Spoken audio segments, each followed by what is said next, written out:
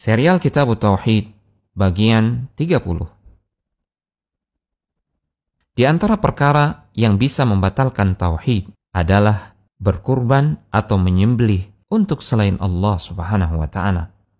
Allah Subhanahu wa taala berfirman dalam surat Al-An'am ayat yang ke-162 dan 163.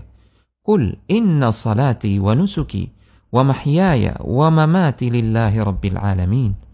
La syarika lahu wa bidzalika umirt wa ana awwalul muslimin. Katakanlah, sesungguhnya salatku, sesembelihanku atau kurbanku, hidup dan matiku hanya untuk Allah, Tuhan pemelihara alam semesta.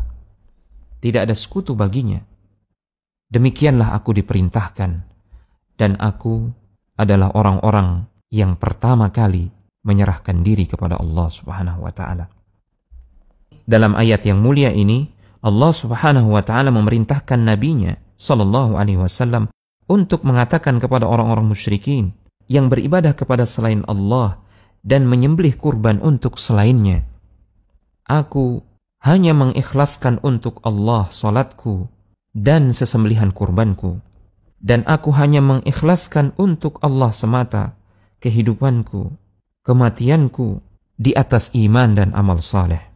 Semuanya itu aku alihkan dan aku peruntukkan hanya kepada Allah Subhanahu wa taala semata. Sedikit pun aku tidak menyekutukannya dengan sesuatu apapun.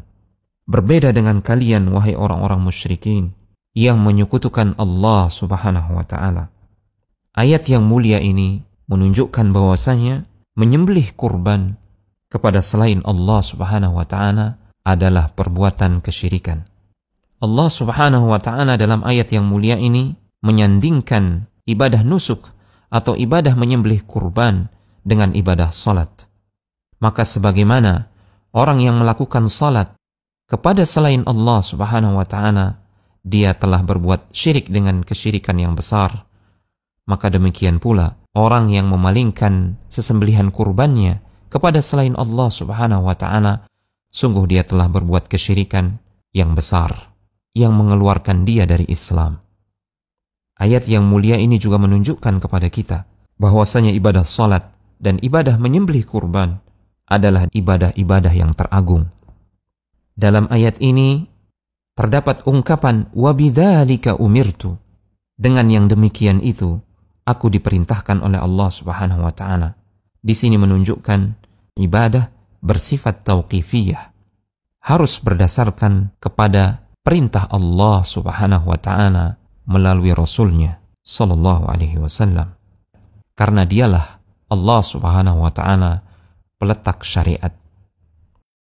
Telegram channel Kristal Iman.